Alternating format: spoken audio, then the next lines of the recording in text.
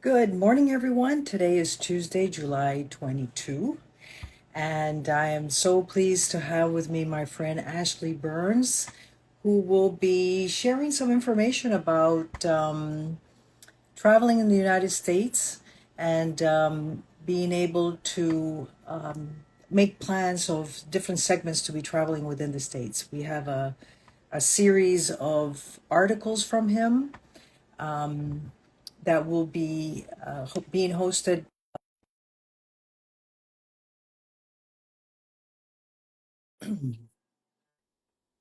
Wait, I'm inviting him already because he's in. There you are. Howdy. That was quick. That was very quick. Actually, I I, was just I, told, starting my introduction and I was just talking about you. I told you I was excited, so I was like, boom, right into it. Okay, excellent. Ashley, I was just letting them know that you were very generous in sharing some information about traveling, golf travels in the United States. And those are articles that we will be publishing in Golf Americas, which gives it a different twist to our audience because we focus more on Caribbean and Latin America. But this is great. And I wanted to get you involved, not only because of these articles, but you also expand into the Caribbean. You do have great contacts in that area and you do know a lot about that region. So I think it's a lot of things that we could do together. So tell us a little bit about the golf getaway. How did it start? What are your dreams, and what made you create the golf getaway? Like you said, I've had a lot of my background has been in Caribbean and Mexico and Florida a little bit, but mostly the tropical regions. And that was my in a previous life with islands.com. My focus was primarily on the travel element, but it also getting to go to these places, and I never really expected to involve the golf element very much because I hadn't played in so long. This is going back about 7 or 8 years. And then all of a sudden I started getting that itch again. And I said, well, maybe what if I, pick up the clubs again and see how this goes? And just from there, it kind of snowballed. And then, because I mean, once you start seeing those golf courses in the Caribbean and Mexico, then it's insane. So it's Yes, hard not to fall in love with it all over again. And true. and then I decided just to kind of put the focus back on learning more about golf, learning to get better, kind of rebooting everything that I ever thought I knew about it. And that included just taking a lot of lessons. But again, getting to play those places in the Caribbean and Mexico just kind of re-inspired me to start in my own backyard here in Orlando and then kind of branch out throughout Florida because it's such a golf haven. We have so many opportunities here and so many beautiful courses. So it just kind of snowballed from there. And then I decided at a certain point, just talking to a lot of people within both travel and golf, there's just it's the most beautiful time for both of them merged, both of these industries merging together. And I don't think it's ever been as good as it is right now, just with so many people who are discovering the game, so many people who are discovering travel, and then seeing how they merge together and how you can just put together these beautiful vacations that aren't just golf focused. They're budget friendly, family friendly, dude friendly, gal friendly, just all sorts of niches that people want to check all their boxes. And it's like now more than ever we can bounce around the world. But going back to where my focus had primarily been, Caribbean and Mexico, creating this website and trying to decide what I want to do and kind of put this all together was, I need to focus on the United States. I've never gotten to do that before. All my Right. previous work had been, surrounded by bodies of water. And so finally I got to start exploring inward and heading into the Midwest and the North and the Northeast, Pacific Northwest, all these places that I've never been. And now I'm like, yeah, I'm gonna start checking these places out. So everything I kind of do right now is just sort of a dream list and checklist. Um, and I'm living vicariously a lot through some of my very good travel and golf writing friends, but they're just Okay. kind of setting the pace for me. And this project, working with you, this is kind of me laying out what I want to do over the next year. And these are the Sure. places that I want to go. I mean, you look at um, New York is probably because of the Ryder Cup just skyrocketing to the top of Sure, people's lists. sure. Everyone's There's talking lots about lots of things happening in New York, also in addition to the Ryder Cup, for exactly. sure. So Hmm. just, I mean, these hot spots are popping up everywhere, and it's time to explore them. I want to get out there and play as much as possible. Which brings me to the next question. I was curious. A couple of years ago, the demand for golf was so big that if you wanted to go to a golf resort or you wanted to, tee off in a very famous or popular course, I mean, you had to book, or at least you had to request something months in advance. What is the state of golf travel right now? Are there better spots? Are there better times? Are there any deals during a certain time of the year that would benefit golfers in general? Um, obviously depends on where you're looking, but I think one of the coolest things that I've noticed, in regard to golf in the United States, is that it's so competitive that we're getting crazy deals everywhere. So I'm constantly looking at places in the Midwest, along the East Coast, especially like I feel like North Carolina and South Carolina right now. I feel like I my inbox is getting the most information from those two states because they're certainly reemerging as kind of this hub of amazing U.S. golf. That's not to say there's not plenty on the West Coast too, and then again the Midwest. But I just think that it's become so competitive because you have obviously brand names. You got people. Everybody wants to go to Pebble Beach. Everybody wants to go to Bandon Dunes and places like that. So these lesser visited golf resorts and perhaps even resorts that weren't necessarily golf related are kind of putting it out there Hmm. that you know we're good too. Like I just got back from the grand reopening of Oak Marsh at Omni Amelia Island, and Nice. while that course was closed, Amelia Island kind of fell off the radar Hurricane. yeah, and as a golf destination. And especially because you look at the rest of Florida and you've got so many, Cabot Citrus has exploded. It's one of the, top places that people want to go to. And you've got Stream Song, obviously. But seeing a course like that reopen, and it's beautiful. Bo Welling did an absolutely amazing job on Sure. it. Hmm. And but a course like that reopens, and then all of a sudden Amelia Island reemerges, and they've got their that resort is putting deals out there. So it's a lot about It's a carrot. It's a little carrot out there. sure, That yeah, that that's it's an perfect way. incentive. It's a reason to go. And I would say that golfers don't like anything more than have a new experience and a new challenge because they probably want to go see what the course looks like now. And most golfers who are out that I know, especially, but most golfers who are traveling all over the country and trying to cross off these, again, the brand name courses and resorts and stuff like that, they also it's competitive in that essence too because they want to go to the places that these guys haven't been yet. Because Sure. when you meet up at your home course and you're hanging out in the clubhouse, it's like, hey, I just got back from such and such, or I just got back from Frisco, and you're trying Everybody to wants to make head people that way. jealous. So Yes. and the courses are playing off that. So in Hmm. terms of right now getting out there and finding the bargains, I don't think it's been a better time. I think Hmm. it plays into everybody's advantage. Excellent. Uh, Based on what you've been learning and everything you've been discovering in the States, are there any destinations that are underrated that might have a great interest for golfers towards the end of the year or next year? What's Um, a good value out there? Again, I think when people look at the East Coast, I think places like Sea Pines and South Carolina, the Hilton Head area, I think um, I'm predicting that. I mean, I think it's going to reemerge. I think Hilton Head is going to. You're going to hear a lot more about it over the next year, based on what I'm hearing. And places like that, I think if you get in right now, you're going to get them at their best and probably most affordable at this time because as popularity, those greens fees start going back up. There's a lot of places here in Florida that like I was just looking down in Naples recently, and some of the courses there, names escape my mind, but there were awesome deals on these courses that are extremely popular, they're very well ranked and respected by longtime golfers and especially golf and travel writers. Um, so I think in terms of underrated, because I'm just trying to think of like the different styles of the travel, Sure. but You'll like name a one couple. yeah, so one place that I think um doesn't get the love it deserves because maybe it's a little harder to get to is Sylvie's Valley Ranch up in Oregon. Okay. Just because it takes a lot, you got to fly into Idaho and then drive in, or maybe be a little more creative with how you get there.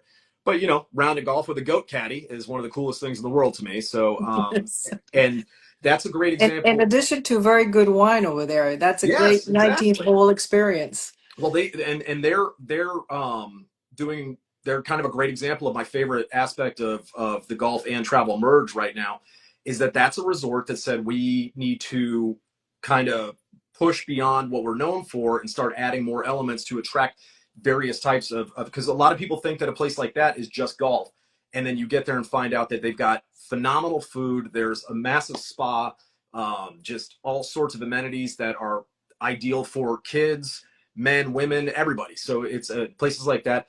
I think even as popular as it is, when you see, especially on social media feeds, place like somewhere like Big Cedar is constantly Okay. evolving and pushing just so many new ideas. Like their events calendar pushes a place like that well beyond just being a golf destination. Like now you're Right. talking family friendly. Like I was joking, Branson used to be like Silver Dollar City, and you go and catch a Yakov Smirnoff show and whatnot. But now you go to Big Cedar and you see like a huge country act or one week, and then a huge rock act next week, all while playing these, Paynes Valley and these amazing Sure. courses that you would die to play. So, Sure. I think there's a lot. I think people really need to look into the underrated aspect, and that's where you find the best bargains and the best availability and the least crowds. That's the biggest thing too. True. And crowds definitely is very important. You don't want to be Yeah, 6, 7 hours out there on the golf course because everybody wants to try it. that's why I love the Caribbean, because you get down there and there's no crowds. Yes, absolutely. Especially in the summer months. Yes. So basically, what you're saying is try really fits various segments that we have. It's family friendly. You have your buddies trips out. You have your ladies trips out now that have become very popular now that the growth of women golfers has been tremendous since, particular since the pandemic. What would be a favorite place for a buddies trip? I mean, what would really fit the guy's niche, which is pretty much get up early in the morning, go play golf, have a great dinner, go to sleep, and get up and go do the same thing the next day. Um, like I said, Abandoned Dunes is probably at the top of everybody's list, and I my personal bias, because I make an annual visit there every year, is Reynolds Lake Oconee. They just added the Richland course, which I got to play the grand opening, and it is nice. And it's nothing like the other courses, so there's great variety there. Um, if you can play, I mean, it's private, I think, and then so two private courses, five public, I think. Either way, that's a lot of golf to play. But then you get over to the Yes. sporting grounds, and they've got shooting, they've got archery, they've got off-road SUVs, and all sorts of stuff. And then you get back to, if you're staying at the Ritz, you get back, you got three pools, two pools, and a lake, and all sorts of activities for kids. Like, it's just it's I call I always look for the all of the above travel opportunity when I'm looking for resorts, and that's kind of my gold standard. And Okay. there are a lot more places like that emerging. Stream Song is another place where you've got like all these added amenities that you can do. I don't think the area is all that exciting, but if you're doing a road trip through Florida and you want to make multiple stops, then that's the kind of idea too.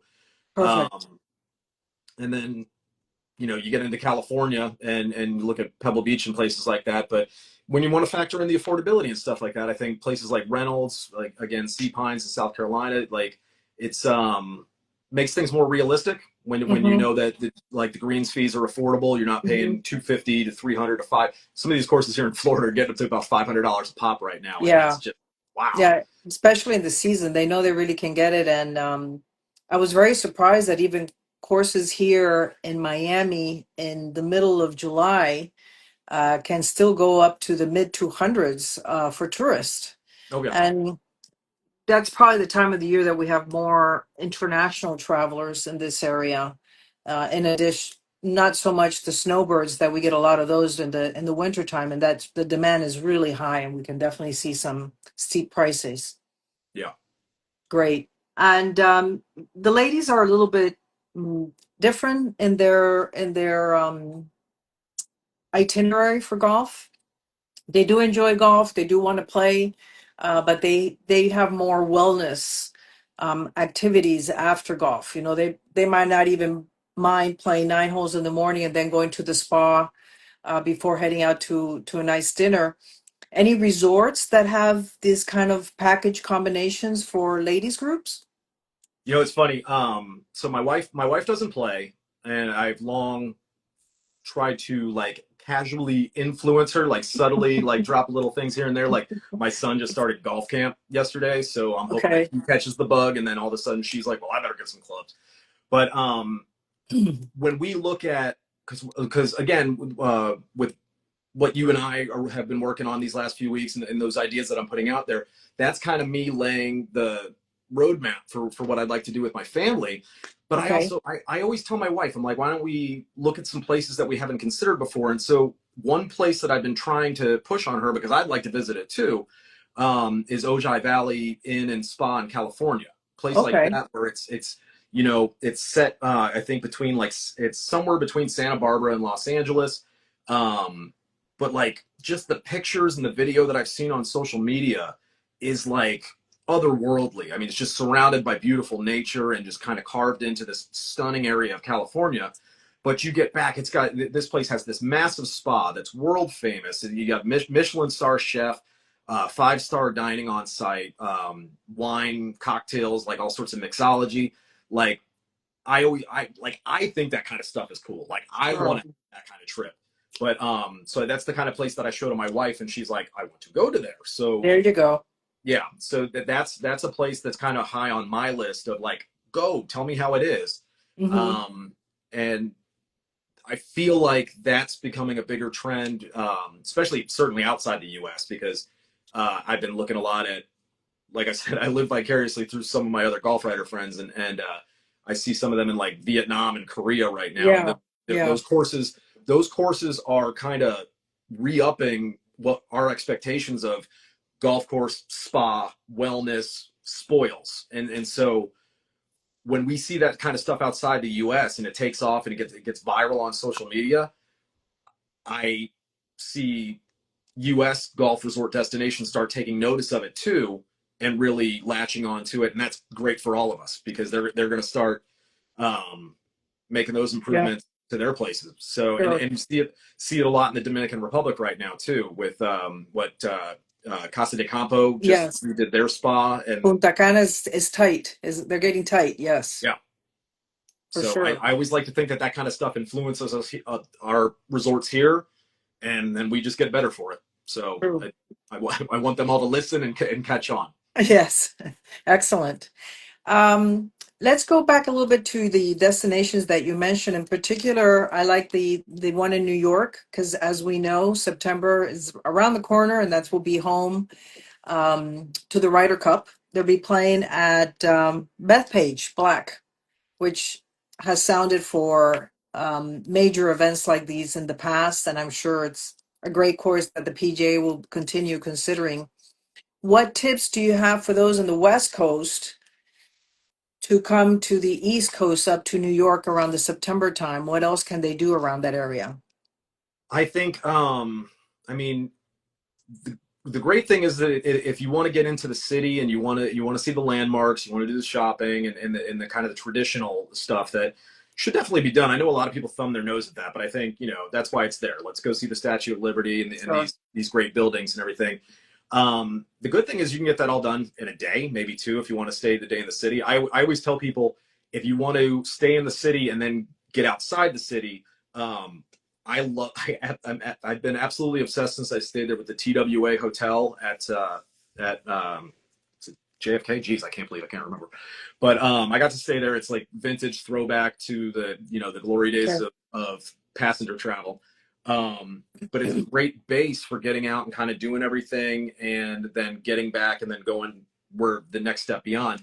Um, I think a cool thing that I've been seeing, and I don't know a lot about this firsthand, but I have heard from some of my golf writer and travel writer friends, especially, is that the Hamptons is very focused on making things Nice. more affordable, and they don't want to seem so stuck up anymore, and they want to attract not necessarily budget friendly, but at least affordability, and they want people to understand that they can have lavish vacations. And I think then you get into beach areas and you can experience great culinary scenes. I think that's kind of like the biggest advantage of visiting those areas of New York is you get amazing food and you get just a lot of creativity in terms of the culinary and the mixology experiences, and that's a Sure. huge part of what I look for in travel.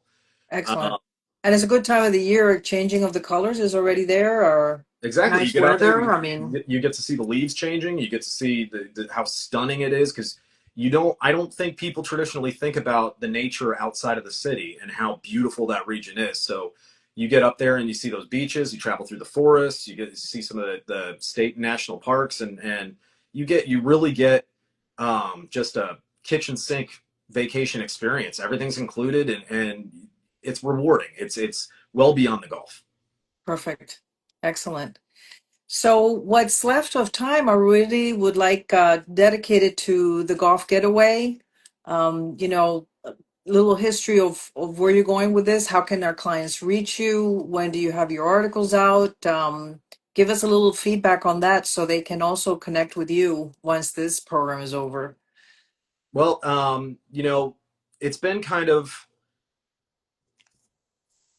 it's been a little bumpy in terms of just me trying to lock in on what I want to do because I'm very scatterbrained sometimes. But now, like this is fun. Like I told you, this is my first IG live, so this kind Yeah, of maybe a little kick in the pants for me to start doing this a little more.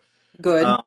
But I also haven't been traveling this summer very much, and so I'm about to kind of reboot the site because I've got a new focus on um, in addition to all the things we talk about with golf resorts, and with Yeah, the amazing spa, amazing restaurants, stuff to do outside the resort, the types of courses you can play, and all of that. I think one sorely underrated and lesser talked about angle of golf resorts is the fact that I consider myself a very average golfer. hmm I'm not good. I'm probably high teens handicap, hmm and so when I go to places, I like to take a lesson if it's available. So I look at places that have these There you go. clinics that have good instructors. I like to meet as many people as possible to understand the course better and that kind of thing. But for the travel, I mean, that's behind the scenes. From the travel experience, I want to put there that look, if you're not a good golfer, if your handicap is in the 20s and you're kind of embarrassed to be out there because you think that, if you're paying $250 to play this beautiful golf course and the guy behind you or the guy in front of you is going to be this scratch golfer and you're just kind of embarrassed, don't be, because these people are incredible. These instructors, they are in these situations for a reason because these are awesome experiences for them too. And 9 out of 10 instructors that I've met at these various resorts all love working with golfers who don't have a lot of experience. Okay. So that helps me build on being an average golfer, and I'm getting a little better as I go.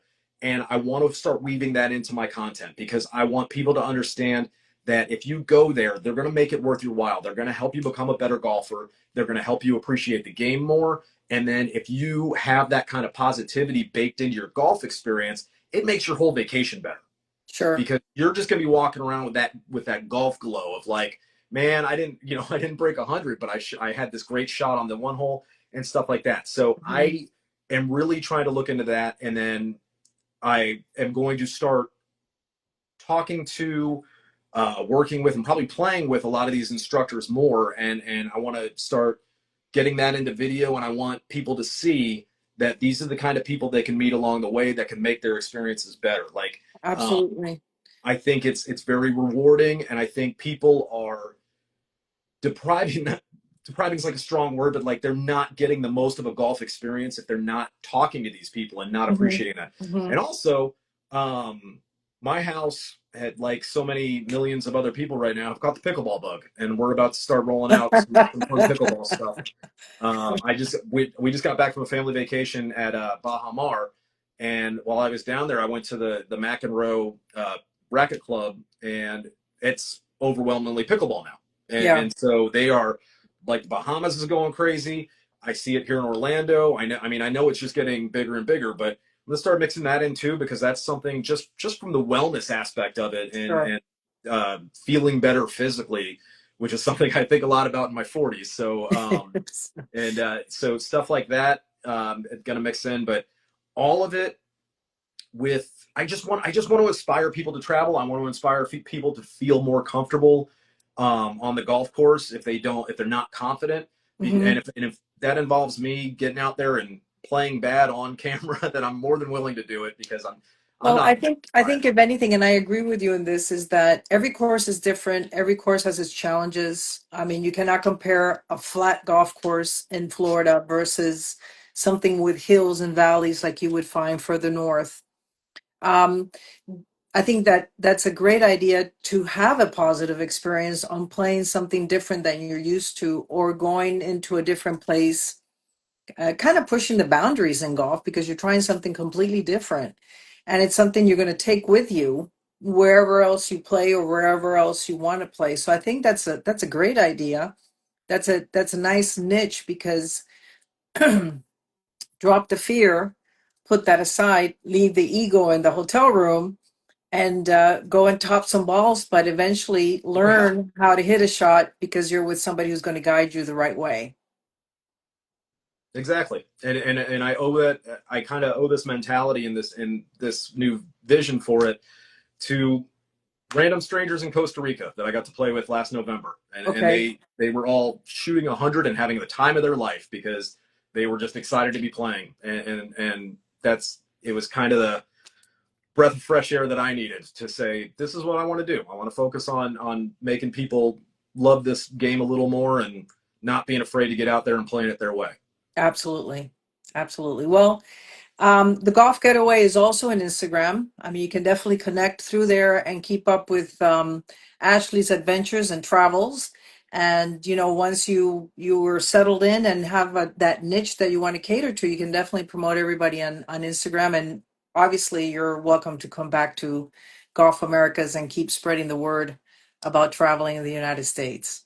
Anytime, Great. as long as it means that you and I get to play together one of these days. There you go. I'm in for that too. All I can right. drive up to Orlando. We can try a couple of courses that you've been mentioning, so that would be great. Okay. Sounds like a plan. Excellent. Thank you, Ashley. I really appreciate your time, and thank you all for being part of this.